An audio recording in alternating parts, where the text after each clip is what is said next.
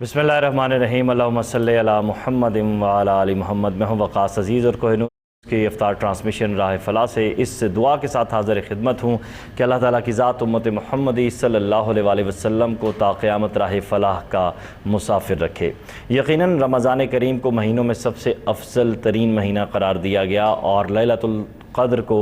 अफजल तरीन रात जो है वो करार दिया गया, और ये रमज़ान की ताक रातों में से एक रात है। और इसकी तलाश के लिए नबी करीम सल्लल्लाहु अलैहि वसल्लम ने जो है जिस हवाले से जो मसनून निशानियां हैं वो क्या हैं उस पर भी हम बात करेंगे, और उसके साथ साथ इसकी फ़जीलत क्या है और इसका जो लैलतुल क़द्र इसको क्यों जो कहा जाता है और उस कहने के पीछे क्या रिवायात मौजूद हैं, कौन से सवाब मौजूद हैं और अल्लाह ताला के यहाँ ये मकबूल तरीन रातों में से क्यों है। इस सब पे बात करने के लिए आज स्टूडियोज़ में मेरे साथ तशरीफ़ फरमा है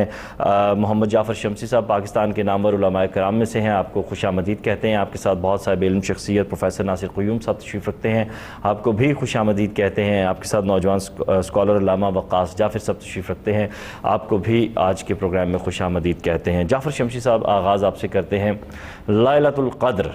मानी से लेके इसके अमल तक ये क्या है सारा सिलसिला?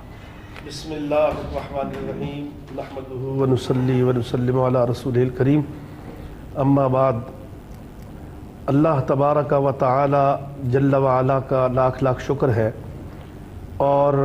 दुनिया के तमाम मुसलमानों को लायके तहसीन हैं वो लोग जो आज 26 रोज़े के इख्तिताम के बाद इस अज़ीम रात के आगाज़ में दाखिल होंगे, इसलिए कि अल्लाह तबारक व तआला जल्ल व अला ने इस रात के बारे में पूरी एक सूरत को नाज़िल फरमाया है। कुरान मजीद की दीगर सूरतों का अगर आप मुतालिया करें और पढ़ें तो उसके अंदर वो जिस नाम से सूरतें मौजूद हैं उन सूरतों के अंदर उस वाक़े के नाम के एतबार से भी वाक़यात मौजूद है और दीगर उसके अंदर वाक़यात भी और इस मिसालें मौजूद हैं। लेकिन ये वो सूरत है जिसके अंदर इसी एक मौजू पर शुरू से लेकर आखिर तक अल्लाह तबारक व तआला जल्ल मजदुहुल करीम ने इन्ना अनज़लनाहु फ़ी लैलतिल क़द्र वमा अदराका मा लैलतुल क़द्र लैलतुल क़द्रि खैरुम मिन अल्फ़ि शहर तनज़्ज़लुल मलाइकतु वर्रूह फ़ीहा बिइज़्नि रब्बिहिम मिन कुल्लि अम्र सलामुन हिया हत्ता मतलअल फ़ज्र। अल्लाह ताला जल्ल व अला ने इस पूरी सूरत के अंदर इसी रात के तज़किरे का इसका इत्माम किया है, आगाज़ भी किया है, इसका इख्तिताम भी किया है। और नबी अकरम रसूल मुहतरम सल्लल्लाहु ताला अलैहि व अला आलिहि व सहबिही व बारक वसल्लम ने फरमाया कि एक दफ़ा आप सोच रहे थे, इमाम मालिक रहमतुल्लाह ताला अलैह इस हदीस के रावी हैं कि हुज़ूर सल्लल्लाहु ताला अलैहि वसल्लम सोच रहे थे कि मेरी उम्मत की उम्रें बहुत कम हैं और पहली उम्मतों की उम्रें बहुत ज़्यादा थीं। कोई 900 साल जिया, कोई 1000 साल जिया, सदियों जीते थे। और इस उम्मत की उम्र जो है, जबकि इस नबी के इस उम्मत के कायद, इस उम्मत के जो रहनुमा हैं, उनकी अपनी उम्र मुबारक भी जो है वो 63 बरस थी। तो हुजूर अलैहिस्सलाम इस फ़िक्र में थे कि अल्लाह ताला जल्ल व अला ने मुझे अना सय्यदुल अंबिया व उम्मती सय्यदुल उम्म, अल्लाह ताला ने मुझे तमाम नबियों का सरदार बनाया है और मेरी उम्मत को तमाम उम्मतों का सरदार बनाया है। तो मेरी उम्मत की उम्र जो है वो बहुत कम है। तो ये इस कम उम्र के अंदर लामहला थोड़ा अमल कर सकेंगे। एक उम्मत को 200 साल मिले हैं इबादत करने के, एक उम्मत को 1000 साल मिला है इबादत करने के लिए, और मेरी उम्मत को निस्फ सदी मिली है या उससे थोड़ा ज़्यादा। तो आप फ़िक्रमंद थे कि क़यामत के दिन जब उन उम्मतों के आमाल रखे जाएंगे अल्लाह के दरबार में और उसके मुकाबले मेरी उम्मत के आमाल रखे जाएंगे तो वो बहुत कम होंगे। तो कहीं कहीं अल्लाह के दरबार में मुझे उसकी शर्मिंदगी ना हो, कहीं नदामत ना हो कि मेरी उम्मत के है तो ये सरदार उम्मत, लेकिन इस उम्मत के आमाल बहुत कम है। तो अल्लाह तबारक व तआला जल्ल मजदुहुल करीम ने, इमाम मालिक फरमाते हैं कि अल्लाह ने फरमाया, ए महबूब सल्लल्लाहु ताला अलैहि वसल्लम, ये रात जो मैं अता कर रहा हूँ ये पहले किसी उम्मत को अता नहीं की है, सुभान अल्लाह, उम्मत को अता कर रहा हूँ। तेरा उम्मती अगर इस रात में जाग कर इबादत करेगा तो 1000 महीनों से बरतर उसको एक रात की इबादत का सवाब। सुभान अल्लाह, सुभान ये अल्लाह, इतनी कद्र वाली रात है, इतनी अजमत वाली रात है, इतनी। और अल्लाह ताला जल्ल व अला ने इरशाद फरमाया, शहरु رمضان الذی انزل فیہ القرآن، اللہ نے فرمایا ہم نے قرآن کو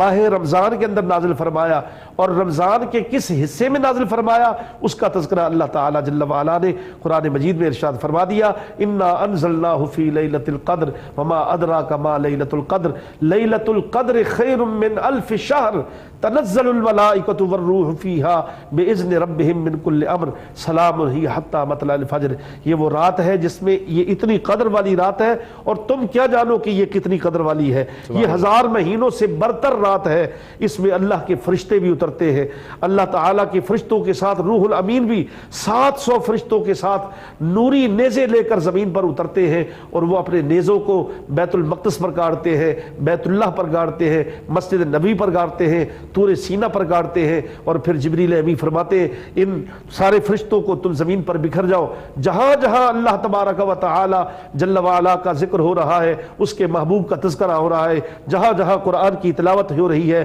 جہاں جہاں شمینہ ہو رہا ہے، جہاں جہاں سجدے ہو رہے ہیں، وہاں پر پہنچ جاؤ اور لوگوں سے ہاتھ ملاؤ، لوگوں سے مصافحہ کرو، ان کو راحت دو، ان کو نور پہنچاؤ، ان کو فیض پہنچاؤ۔ تو یہ وہ رات ہے قدر والی جو 1000 مہینوں سے برتر ہے۔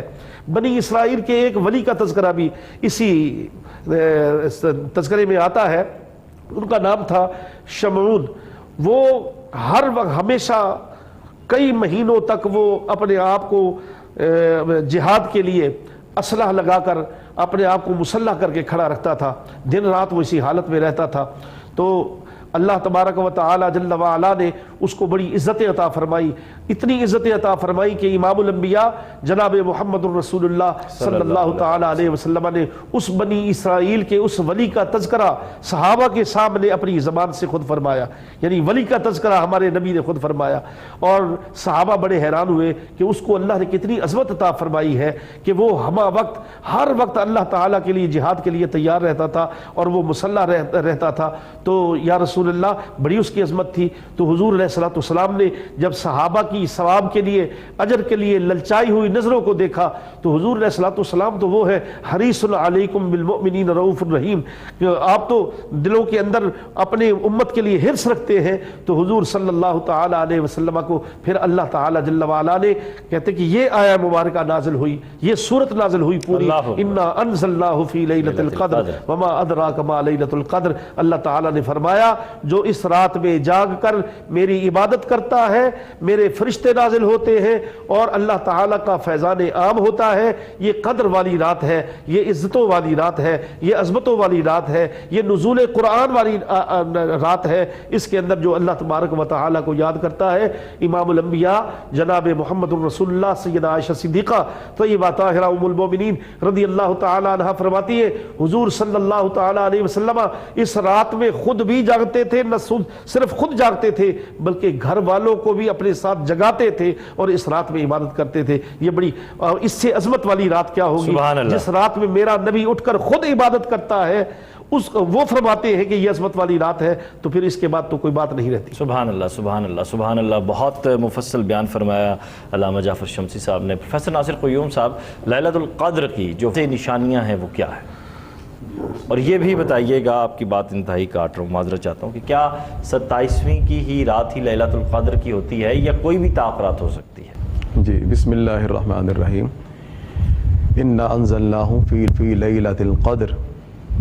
وما ادراک ما لیلۃ القدر لیلۃ القدر خیر من الف شہر تنزل الملائکۃ والروح فیہا باذن ربہم من کل امر سلام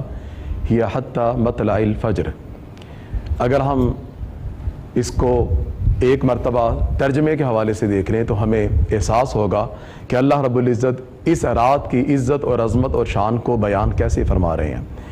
فرمایا ہم نے تمہیں اس عظیم رات کو اللہ رب العزت نے خود قدر والی رات کہا، انا انزلناہ فی لیلۃ القدر۔ ہر رات جس کے اندر انسان اپنے رب کو یاد کرتا ہے وہ قدر والی رات ہے، وہ محبت والی رات ہے، وہ عبادت والی رات ہے، اور ہر رات کی قدر ہے، اور جس قدر کو اللہ رب العزت خاص طور پر بیان کرتا ہے اس کی قدر کا اندازہ کیا۔ اب آگے وما ادراک ما لیلۃ القدر، انسان اپنی عقل کے گھوڑے فوراً دوڑانا شروع کر دیتا ہے کہ یہ کتنی قدر ہوگی، کیا اس کے اندر اتنا ثواب ملے گا؟ تو اللہ پاک نے فرمایا بندے تو اپنے دل اور دماغ کے اوپر کاہے کے لیے کس لیے اس قدر بوجھ ڈالتا ہے؟ اس میں قدر جو ہے وہ زیادہ ہے، تمہارا دماغ چھوٹا ہے۔ وما ادراکا، تمہارا ادراک ہی نہیں ہے، ما لیلۃ القدر، کہ یہ کیسی قدر کی رات ہے لیلۃ القدر۔ اور تھوڑی سی اس کی تفصیل اللہ پاک نے بیان فرمائی، اور یہ ان نشانیوں میں سے کچھ ایک نشانی یہ بھی ہے، خیر من الف شہر، یہ ایک رات 1000 مہینوں سے، 1000 راتوں سے نہیں کہا گیا۔ اگر 1000 مہینوں کا آپ حساب کتاب لگائیں گے تو آپ حیران ہو جائیں گے کہ 83 برس بنتے ہیں، اور پھر اس کے بعد 4 ماہ بنتے ہیں۔ گویا آج کی رات جس شخص نے اللہ کی بارگاہ میں اٹھ کے نیت بندگی کے ساتھ آج کی رات بتا دی، گزار دی، رب رب کرتے کرتے، توبہ توبہ کرتے کرتے، معافیاں مانگتے مانگتے، اپنے رب سے اپنے گزشتہ سارے گناہوں کی مغفرت اور بخشش طلب کرتے کرتے آج کی رات کی قدر کی اور عبادت کی اور اپنے رب کو یاد کیا، تو اللہ رب العزت اس بندے کی بھی قدر کرے گا۔ حضرت ابو بکر یہ ایک بہت بڑے تابعی ہیں، اور انہوں نے فرمایا کہ اس کا معنی یہ ہے کہ وہ شخص جس نے پہلے کبھی بھی اللہ کی بارگاہ کے اندر عبادت نہیں کی، آج کی رات اسے شب قدر کے اندر خیال آ گیا کہ کیوں نہ زندگی میں کبھی تو معافی مانگوں، زندگی میں کبھی تو رب رب کرو، زندگی میں کبھی تو اپنے رب کو منا لوں، اور اس کی بارگاہ میں امید کے ساتھ معافی مانگوں، جتنے بھی گناہ کیے مولا تو معاف کر دے۔ اگر وہ اس خیال اور ارادے سے، وہ بندہ جو بڑا بے قدرہ تھا، جس نے کبھی بھی اپنی زبان سے اپنے رب کو نہیں پکارا تھا، جو کبھی رکوع اور سجود کی طرف، مسجدوں کی طرف، عبادتوں کی طرف رخ کرنے والا نہیں تھا،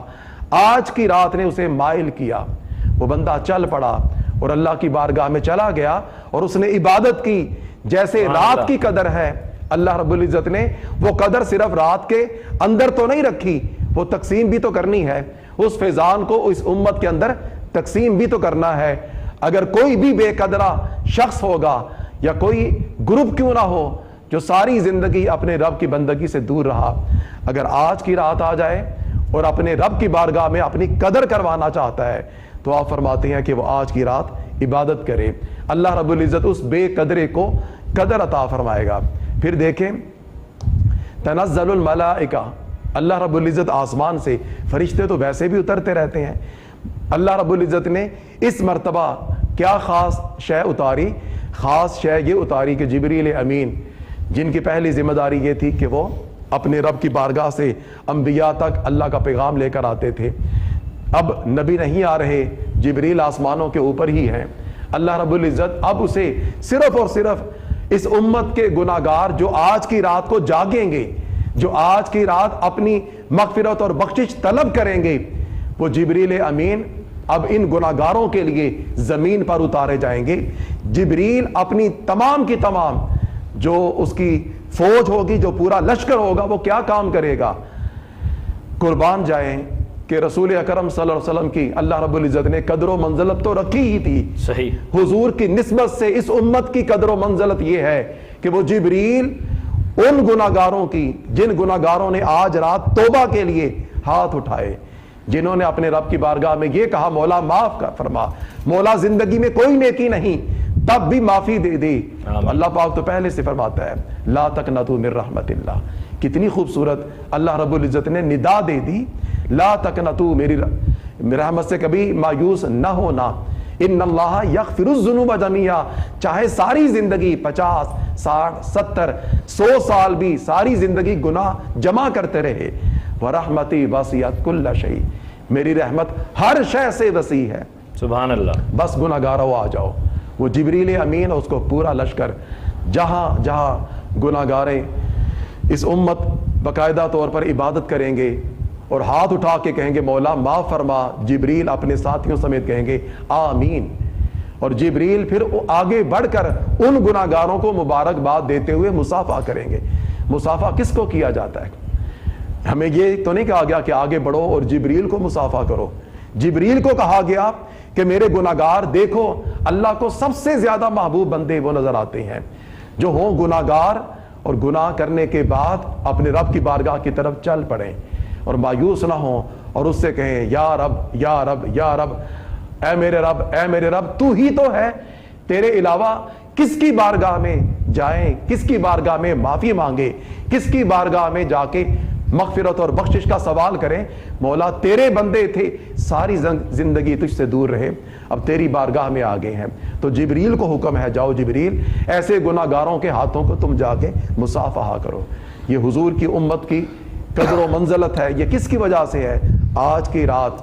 اور حضور نے فرمایا وہ شخص انتہائی بدبخت ہے، بے نصیب ہے، محروم ہے جس نے یہ ماہ مقدس پایا اور بالخصوص اتنی خوبصورت راتیں پائی اور شب قدر بھی پائی، اور اس کے اندر اللہ رب العزت کو اس نے نہ منوایا، اللہ کی بارگاہ میں توبہ تائب نہ کی۔ اس رات کی جو 2-3 نشانیاں ہیں وہ یہ، حضرت امام مالک نے فرمایا کہ سورج زیادہ نہیں چمکے گا، اور پھر اس کے بعد جو رات ہوگی تو اس رات کے اندر قدر سکون ہوگا، سناٹا ہوگا، اور لگے گا یوں کہ ہر ایک شے اپنے رب کی بارگاہ میں سر بسجود ہے، اور ہر گناہگار سے گناہگار بھی جتنا ہی گناہگار کیوں نہ ہو وہ آج کی رات اپنے رب کی طرف مائل ہوگا۔ وہ خود مائل نہیں ہو رہا، اللہ کی رحمت اس بندے کو کھینچ کے کہہ رہی ہے بندے اس رات ہی کو آ جا، اگر سارا ماہ مقدس تو نے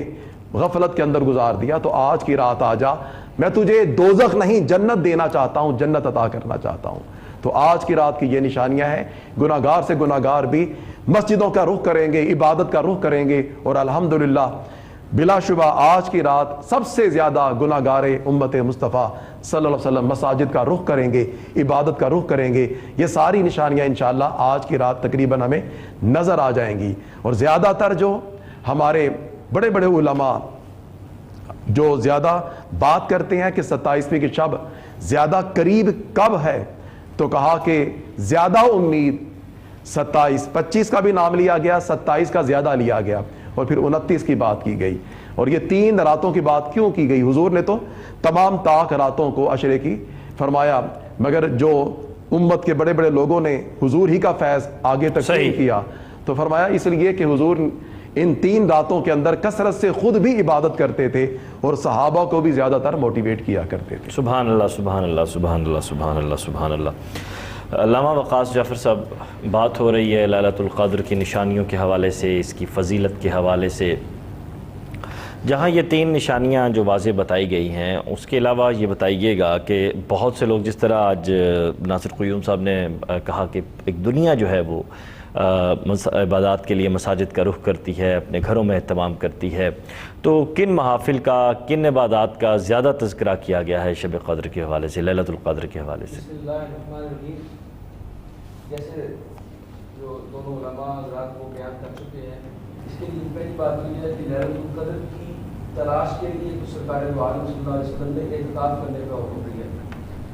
صحیح آپ سے بات جو ہے وہ آگے بڑھاتے ہیں، بہت معذرت آپ کی قطع کلامی کی، مجھے بریک کا کہا جا رہا ہے، بریک کی جانب بڑھتے ہیں، بریک کے بعد واپس پھر بات کرتے ہیں کہ کون سی عبادات جو ہیں وہ زیادہ ہونی چاہیے، اور آج کی یہ جو رات ہے اس کی اسلامی روایات میں مزید کیا اہمیت ہے، بات کرتے ہیں اس بریک کے بعد۔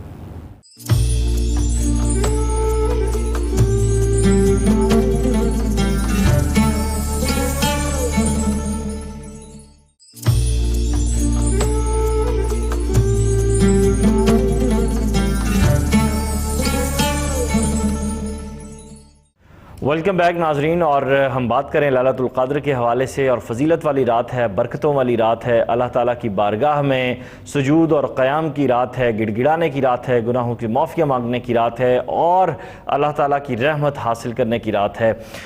وقاص جعفر صاحب ہمارے موجود ہے، علامہ وقاص جعفر صاحب، ان سے بات کرتے ہیں۔ علامہ صاحب، جیسے کہ میں نے بریک سے پہلے کویشچن رکھا تھا، اب ہم دیکھتے ہیں کہ اس رات کو شبینہ کا اہتمام کیا جاتا ہے، ہم رات دیکھتے ہیں کہ گھروں میں جو ہے وہ مختلف درود و سلام کی محافل ہوتی ہیں، خواتین اکٹھے ہو کے ذکر اذکار کرتی ہیں، سحری تک یہ سلسلہ چلتا ہے، نماز فجر تک۔ زیادہ مسنون کس عبادت کو قرار دیا گیا ہے اس رات کے حوالے سے؟ سب سے پہلی بات تو یہ ہے کہ جیسے میں نے کہا کہ اس رات کی تلاش کے لیے سرکار دو عالم صلی اللہ علیہ وسلم تھے، آپ صلی اللہ علیہ وسلم نے پہلے عشرے کا اعتکاف کیا اور اس میں اس رات کو تلاش کیا، پھر دوسرے عشرے کا کیا، اور پھر آخر میں تیسرے عشرے کا کیا۔ اور سرکار دو عالم صلی اللہ علیہ وسلم کا معمول تھا کہ آپ اس ان راتوں کے اندر سب سے زیادہ تلاوت قرآن پاک کرتے تھے، اور آپ یہ حساب لگا لیجئے کہ سرکار دو عالم صلی اللہ علیہ وسلم ہمیشہ آخری عشرے کے اندر حضرت جبریل کے ساتھ قرآن پاک کا دور کرتے تھے، اور جو آپ صلی اللہ علیہ وسلم کا آخری سال تھا وصال سے پہلے،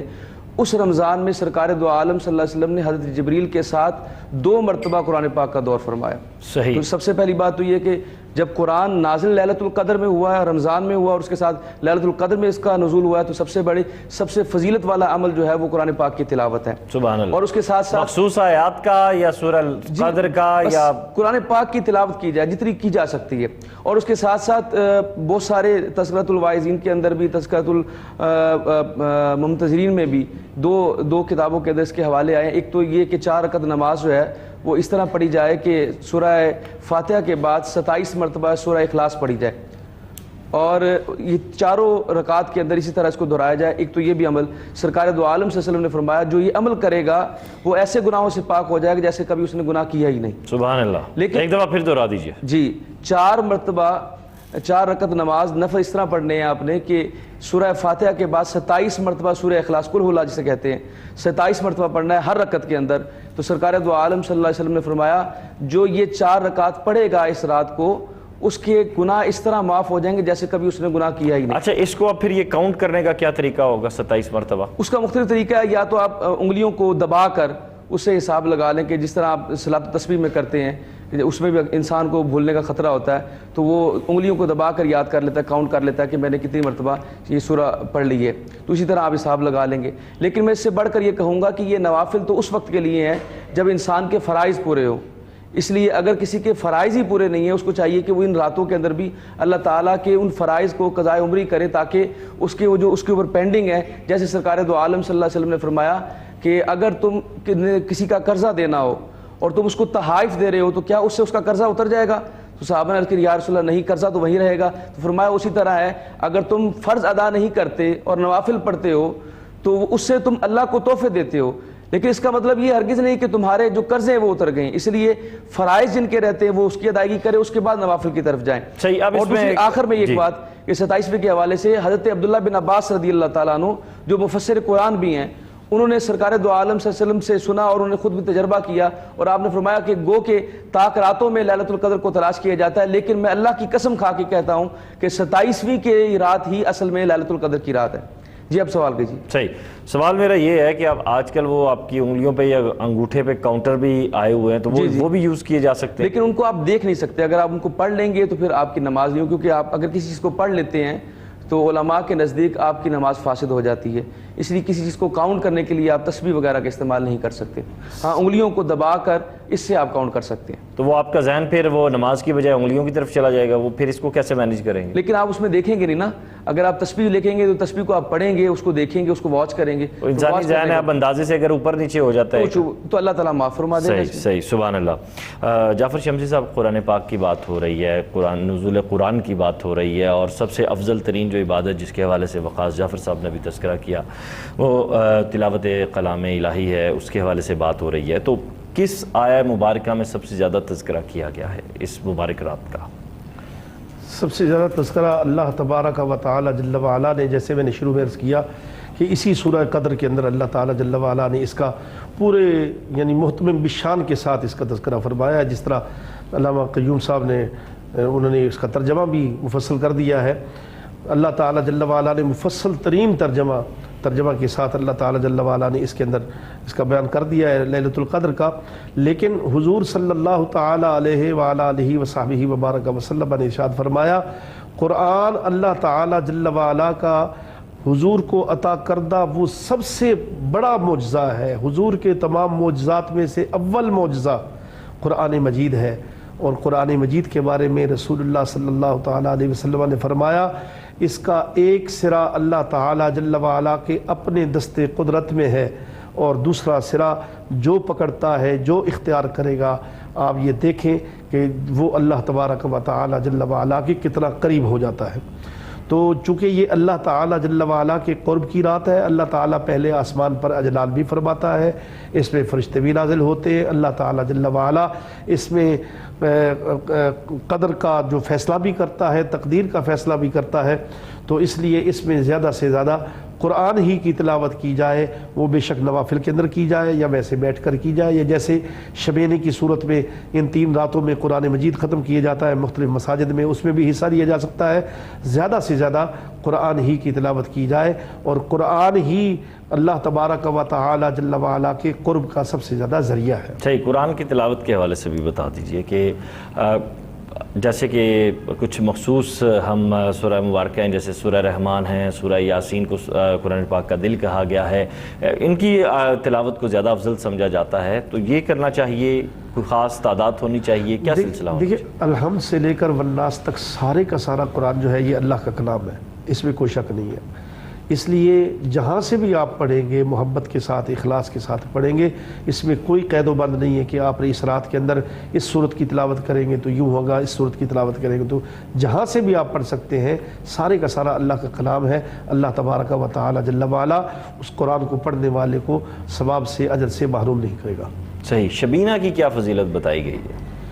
حضور یہ جو بعض لوگ جو ہے وہ یہ پہلے کیا کرتے تھے،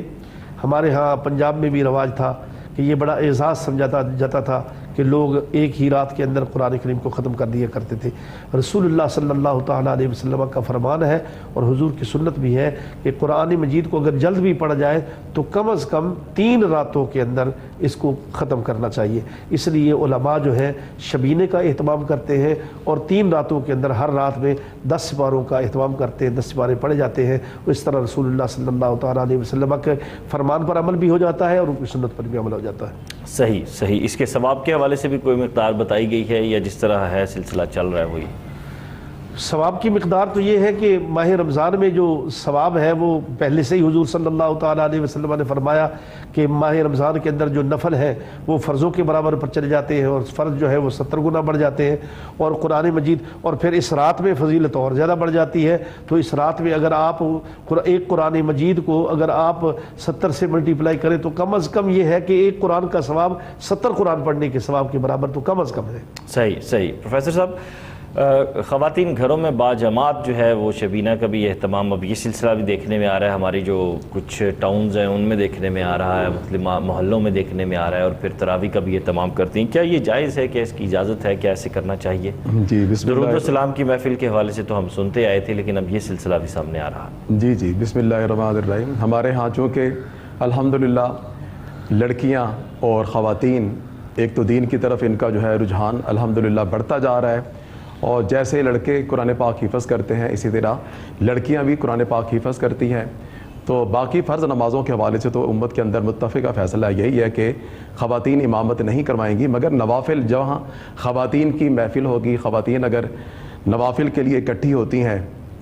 اور قرآن کریم کو شبینے کی شکل کے اندر اگر وہ پڑھنا چاہتی ہیں، تو اگر اپنی جو ایک خاتون کو جو ہے جو حافظہ ہو یا قرآن بہتر پڑھنے والی ہو، اپنی امامت کے لیے ان کے پیچھے کوئی مرد نہیں کھڑا ہوگا اور یہ نوافل کی شکل میں جائز ہوگا، اور یہ کام کر رہی ہیں۔ چونکہ یہ رجوع الی القرآن کا مہینہ ہے، چونکہ قرآن کریم کو اسی ماہ رمضان کے ساتھ نسبت ہے، تو مرد اور خواتین سب کو ہی قرآن کریم کی طرف رواں دواں ہونا ہے۔ تو الحمدللہ ہمیں شکر ادا کرنا چاہیے، جہاں ہمارے کچھ فقہی اختلافات ہوتے ہیں، وہ اختلاف کا مطلب ہی یہ ہوتا ہے کہ یہاں پر گنجائش ہے، اور کہیں کچھ سمجھوں کے مطابق، کچھ سوچوں کے مطابق گنجائش نہیں ہے۔ تو حضور نے فرمایا اختلاف امتی رحمت، میری امت میں یہی اختلاف رحمت ہے۔ وہ کیسے؟ کہ جہاں پر واضح کچھ چیزیں موجود نہیں ہیں تو ہم نے انہی چیزوں کو دیکھ کر باقاعدہ طور پر کہ سوسائٹی کے اوپر اس کے اثرات کیا ہو رہے ہیں، کہ ذوق اور شوق قرآن کریم کی محبت کا ہے، قرآن کریم کو سننے کا ہے، نوافل ادا کرنے کا ہے، اللہ کی محبت میں رکوع اور سجود کرنے کا ہے، اور پھر قرآن کریم حکم دیتا ہے وَتُوبُوا إِلَى اللَّهِ جَمِيعًا، کہ سارے کے سارے اکٹھے ہو کر اللہ کی بارگاہ میں توبہ کرو۔ حضور کی حدیث مبارکہ ہے جہاں پر 40 لوگ اکٹھے ہو جاتے ہیں اور اللہ کی عبادت کرتے ہیں، اللہ رب العزت کسی 40 میں سے ایک بندہ ایسا ضرور ہوتا ہے جو آمین کہہ دے تو اللہ رب العزت رد نہیں فرماتا۔ اور اس کے صدقے سے وہ لوگ جو شاید اگر وہ اکیلے تنہائی کے اندر اپنی عبادت کرے تو شاید ان کی عبادت قبولیت کے درجات کی طرف نہ بڑھ پائے۔ تو ہم تو پھر امامت کے حوالے سے بھی تو بات آتی ہے، تو امامت کیسے کروائے گی پھر؟ اور جی امامت ایسے ہی کروائے گی کہ وہ اپنی خواتین کے ہمراہ کھڑی ہو جائے گی اور خواتین کے ساتھ ہی جیسے مرد کرواتا ہے ویسے ہی امامت تو نہیں ہوگی، وہ خواتین سے تھوڑا سا فاصلہ کرے گی، تکبیر کی طرح کا، تکبیر کی طرح کا جی۔ اچھا پھر اس کے بعد وہ فرض نمازوں کی امامت نہیں کروائے گی، وہ ان نوافل کی تراویح کی کروا سکتی ہے، اور چونکہ ان چیزوں کے اندر اختلاف موجود ہے تو باقاعدہ طور پر ہماری روایات بھی موجود ہیں کہ یہ خواتین کے اندر یہ سلسلہ تھا، تابعین کے اندر، صحابہ کے اندر، تبع تابعین کے اندر خواتین گھر کے اندر اہتمام کیا کرتی تھیں اور قرآن کریم کا باقاعدہ طور پر سننے کا اہتمام کیا کرتی تھیں۔ جعفر شمسی صاحب آپ کیا کہیں گے اس حوالے سے؟ میں تو یہ عرض کروں گا کہ جیسے علامہ صاحب نے فرمایا کہ اختلاف میں گنجائش ہوتی ہے، میں تو یہ عرض کروں گا کہ احتیاط کرنی چاہیے۔ عورتیں اگر قرآن مجید کی تلاوت کرتی ہیں تو بے شک کریں، بیٹھ کر کی تلاوت کریں۔ نوافل کی ویسے بھی جو جماعت ہے وہ مرد بھی اگر جماعت کرائے تو وہ بھی جائز نہیں ہے، چاہے جائے کہ خواتین اس کی جماعت کرائیں، تو اس میں اگر احتیاط کی جائے تو کوئی اس میں کیا قباحت ہے کہ اگر وہ بیٹھ کر قرآن پاک کی تلاوت کریں، ایک دوسرے کو سنائیں، جماعت نہ بھی کرائیں تو کوئی حرج کی بات نہیں۔ صحیح، جماعت نہ بھی کروائیں تو اس میں کوئی حرج نہیں ہے، احتیاط کی ضرورت ہے۔ بریک کی جانب بڑھنا ہے، بریک کے بعد پھر واپس آتے ہیں، اور چونکہ پروگرام اپنے اختتام کی جانب بڑھ رہا ہے، کچھ مزید سوالات ہیں وہ کرتے ہیں آج کی حوالے سے، کہیں مت جائیے گا، بہت اہم سوالات ہیں۔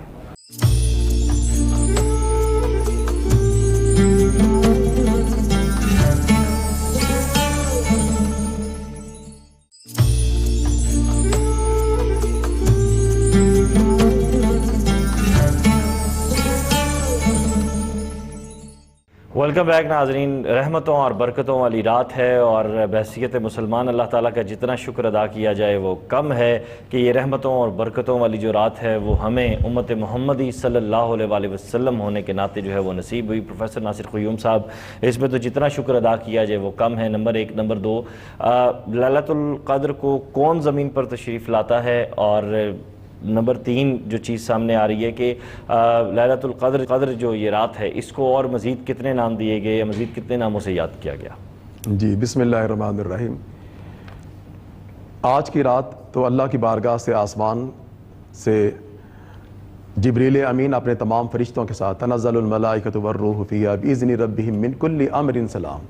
وہ صرف وہ دنیا کے اندر اس وقت کوئی عذاب بن کر نہیں، وہ کوئی مشکل بن کر نہیں، بلکہ صرف اور صرف سلامتی کے پیکر بن کر وہ فرشتے زمین کی طرف آتے ہیں، ورنہ ہر وقت جو فرشتے زمین کی طرف آتے ہیں تو سلامتی بن کر نہیں آتے۔ تو آج کی رات تو ایک تو یہ ہے کہ سلامتی والی رات ہے، فرشتے آ رہے ہیں، اور جبریل امین سید الملائکہ روح الامین وہ زمین کی طرف تشریف لا رہے ہیں، اور اس امت کے گناہ گاروں کی قدر و منزلت یہ کہ جو بھی گناہ گار اس رات اللہ کی بارگاہ میں توبہ طائب کر رہا ہوگا وہ اس کی زیارتیں بھی کریں گے، وہ ان کی دعاؤں کے اوپر آمین بھی کہیں گے، اور پھر باقاعدہ طور پر ان سے مصافحہ بھی کریں گے۔ آج کی رات کو سبحان اللہ مغفرت اور بخشش کی رات بھی کہا گیا، نجات کی رات بھی گیا، دوزخ سے چھٹکارے کی رات بھی کہا گیا،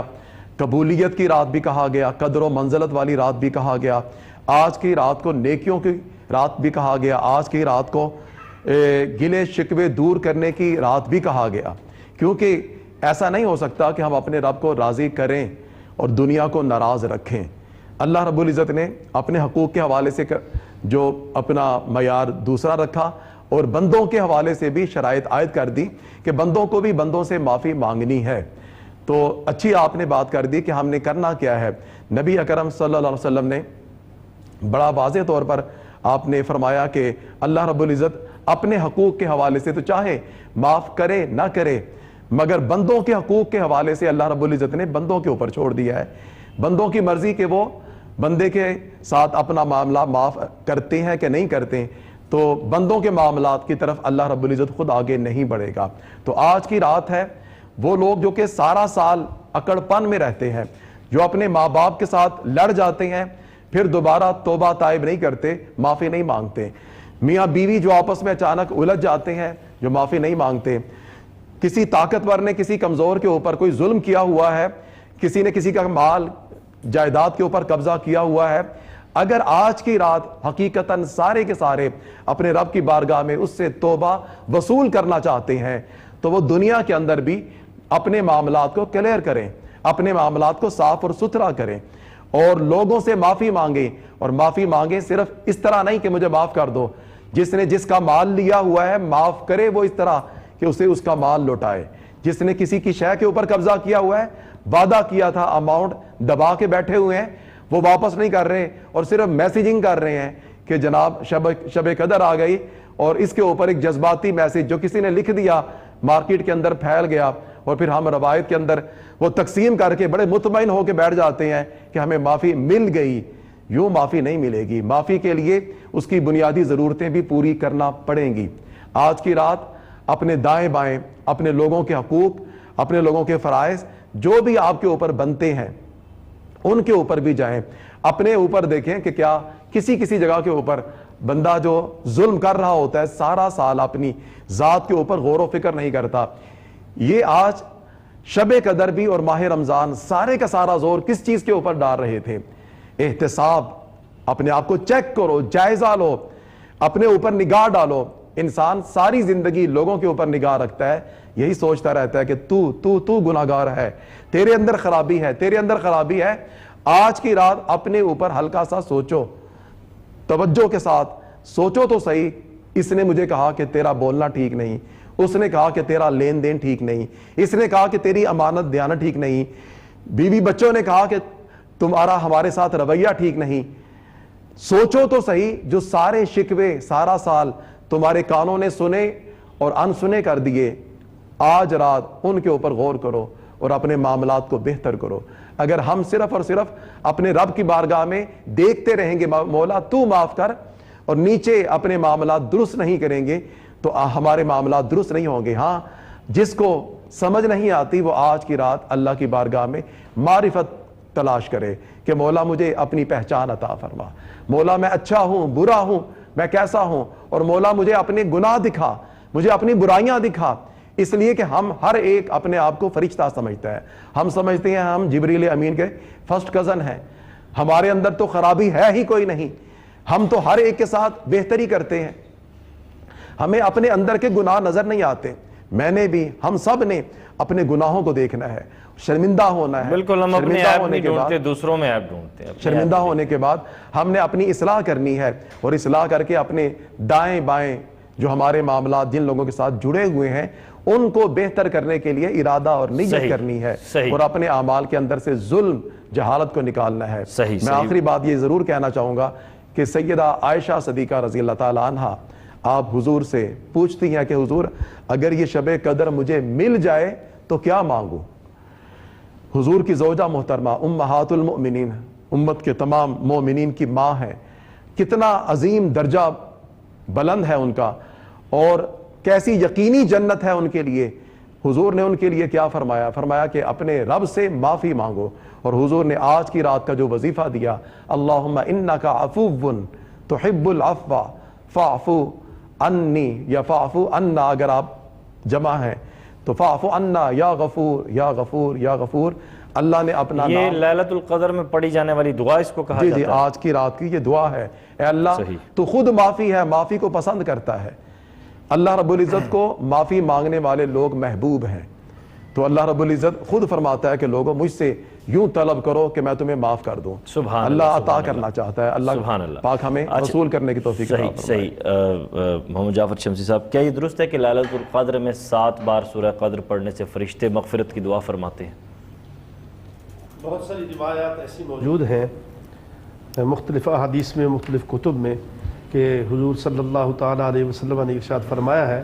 کہ 7 مرتبہ اگر کوئی شخص کثرت کے ساتھ 7 مرتبہ سورہ قدر کی تلاوت کرتا ہے تو اللہ تبارک و تعالیٰ جل وعلا اس کے ساتھ یہی معاملہ فرماتا ہے. لیکن بات یہ ہے وقار صاحب کہ حضور سرور کونین صلی اللہ تعالیٰ علیہ وسلم کے فرامین کو ہم نے ایک بڑی تصویر کی صورت میں دیکھنا ہے. صرف یہ ایک راستے پر بیٹھ کر اسی کو سوچ کر کہ ہم نے شب قدر کی رات کو جاگنا ہے اور عبادت کرنی ہے تو ہمارے سارے معاملات درست ہو جائیں گے, یہ ٹھیک فرمایا انہوں نے کہ اس رات کے اندر جو معاملات آپ کے کسی کے ساتھ بگڑے ہوئے ہیں, اگر آپ کے کوئی رشتہ دار ناراض ہے, اگر آپ کی ماں باپ کے ساتھ ناراضگی ہے, اگر آپ کی کسی دوست کے ساتھ آپ نے کوئی زیادتی کی ہوئی ہے, اگر آپ نے کسی کا حق مارا ہوا ہے, تو یہاں تک بھی ہے کہ اللہ تعالیٰ کے فرشتے मैं अभी हज़रत इमाम मालिक रज़ी अल्लाह ताला अन्हु का ये कौल पढ़ रहा था कि हुज़ूर सल्लल्लाहु ताला अलैहि वसल्लम ने फरमाया, जिस घर के अंदर तस्वीर मौजूद है, कोई शराब पीने वाला मौजूद है, कोई सूदखोर मौजूद है, कोई माँ बाप का गुस्ताख मौजूद है,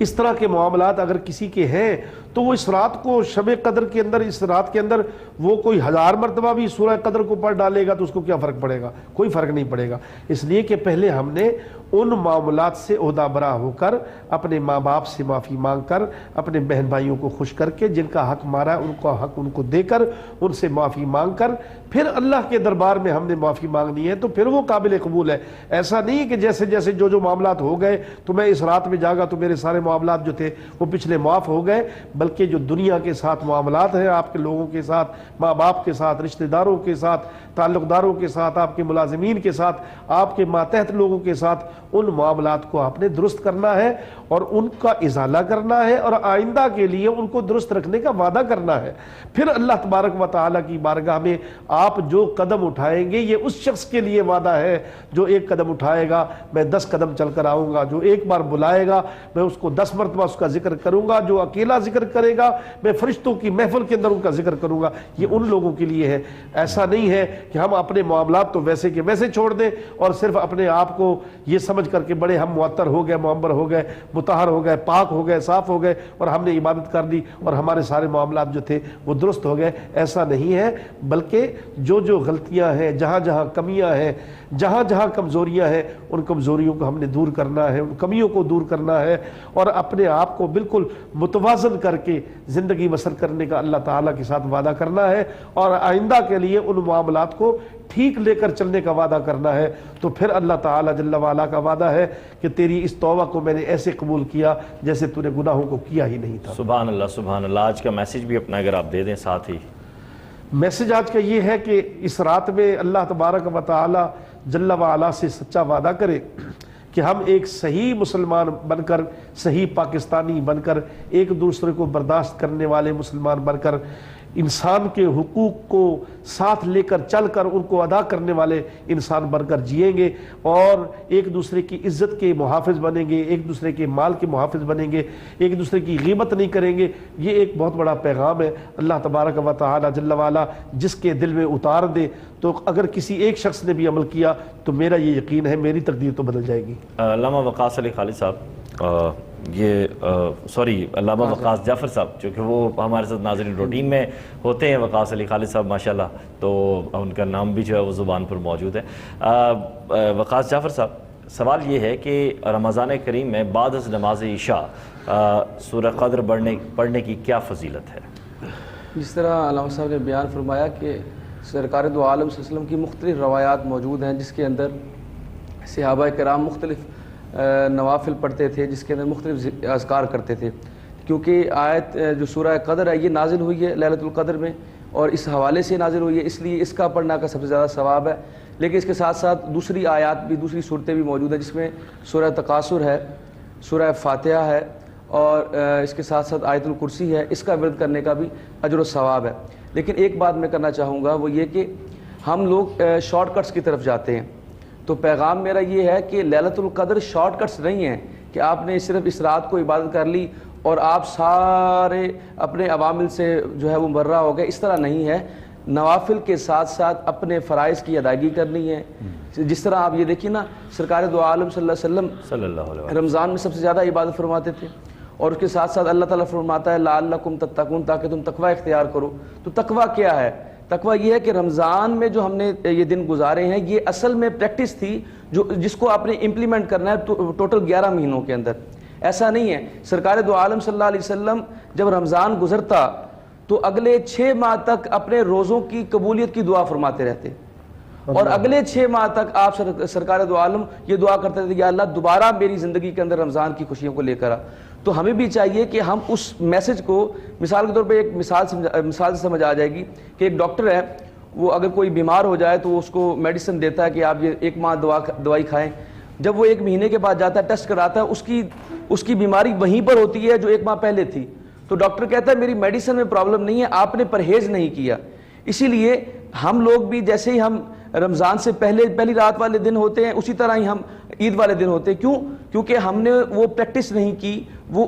اس تقوی کو، اس جو اللہ تعالیٰ اور اس کے رسول کا پیغام تھا اس کو اپنے دل میں نہیں اتارا، اس لیے ہمارے معاملات بدلتے نہیں ہیں۔ اس لیے لیلۃ القدر کی رات ہو یا شب برت کی رات ہو یا شب معراج کی رات ہو، یہ راتیں ہمیں ایکسٹرا جو ہے ثواب دیتی ہیں۔ اس کا یہ ہرگز مطلب نہیں ہے کہ صرف ہم نے ان راتوں میں عبادت کرنی ہے اور اس کے علاوہ ہم نے تمام عبادتوں سے مبرہ ہو جانا، ایسا نہیں ہے، یہ ہمارا اضافی کام ہے۔ اس لیے میسج میرا یہ ہے کہ لیلۃ القدر کی رات کو ضرور عبادت کریں، لیکن صرف یہ نہیں کہ آپ صرف لیلۃ القدر کو شامل کر اس کے علاوہ آپ عبادت نہ کریں، اس سے اس کا کوئی سروکار نہیں ہوگا۔ صحیح۔ آج کا آخری کوشچن پروفیسر صاحب، لیلۃ القدر کا چونکہ زمین پر آتی ہے ساری، کیا غیر مسلموں کو بھی اس سے بھی کوئی فائدہ ہے؟ جی بسم اللہ الرحمن الرحیم۔ غیر مسلم وہ لوگ ہیں کہ جن کی نیت، جن کا ارادہ، جن کی طلب اگر سچائی کو تلاش کرنے والی ہے تو انہیں لازمی طور پر فائدہ ہوگا۔ مسلمانوں کا روزہ رکھنا، بے شمار غیر مسلم لوگ، میں چونکہ باہر بھی رہ کے آؤں تو وہاں پر ہمارے لوگوں کا روزہ رکھنا یہ سبب بنتا ہے لوگوں کا اسلام قبول کرنے کا، حتیٰ کہ جمعے کی نماز عموماً مساجد سے باہر لوگ باہر نکل آتے ہیں، لوگ حیران ہوتے ہیں کہ ان کے بڑے بڑے بہترین کلبز ہیں سردیوں کے اندر، ان کے ہاں تو اتنی شدت کے ساتھ عیاشی کرنے کے لیے بھی لوگ اپنے کلب سے باہر کھڑا پسند نہیں کرتے۔ تو یہ عبادت کے اندر اتنا زیادہ منہمک لوگ ہیں اور اتنے اوپن ماحول کے باوجود یہ اپنے رب کے ساتھ اتنے جڑے ہوئے لوگ ہیں، تو جمعے کی نماز کا اثر ہوتا ہے۔ اسی طرح یہ ماہ رمضان، آپ حیران ہوں گے اگر آپ کو یہ شیئر کر دوں کہ ایک ہندو لڑکا تھا جرمنی میں ہمارے ساتھ، اور اس نے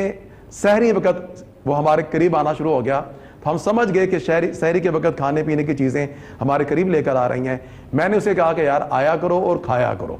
وہ بندہ بڑا خوش ہوا، کہنے لگا یار میں ڈر رہا تھا کہ کہیں آپ کا مقدس کھانا ہے، میں کھاؤں گا تو آپ کہیں برا نہیں منائیں گے، مگر مزہ بڑا آتا ہے کہ آپ لوگ بڑے اہتمام کے ساتھ کھا رہے ہوتے ہیں۔ پھر وہ افطاری کے وقت ہمارے قریب آنا شروع ہو گیا اور میں سمجھ گیا اور میں نے اسے دعوت دے دی۔ میں نے کہا یار ایسے ہی ہے جیسے تم ہمارے ساتھ روزہ رکھ رہے ہو، اگرچہ تمہاری نیت نہیں۔ اس نے کہا کہ تمہیں کیا پتا ہے؟ تو یہاں پر میں رک گیا۔ میں نے کہا واقعی دلوں کا معاملہ تو اللہ ہی بہتر جانتا ہے۔ اللہ کہہ رہے کہ آنے والے زمانے میں تیرے اندر اسلام داخل ہو جائے۔ تو سحری اور افطاری ان دونوں کے اندر اٹریکشن تھی، اور مزے کی بات یہ تھی جب ہم افطاری کے لیے سامان بچھاتے زمین کے اوپر، صحیح تو لوگ مسجد کے باہر بھی بیٹھے ہوتے اور گورے بھی آ کے بیٹھ جاتے، سبحان اللہ، لوگ سبحان پوچھنا اللہ، شروع کر دیتے کہ کیا ان کو افطاری کا سامان ہم کھلا دیں؟ چلیں، تو ہم روکتے نہیں تھے، اور اللہ کا شکر ہے بہت اچھی بات ہے، یہ بہت اچھا ایک رویہ، اور تمام احباب کا بہت شکریہ۔ دعاؤں میں یاد رکھیے گا کوہ نور کے مالکان کو، وقاص عزیز کو، پوری ٹیم کو، امت محمد صلی اللہ علیہ وسلم کو۔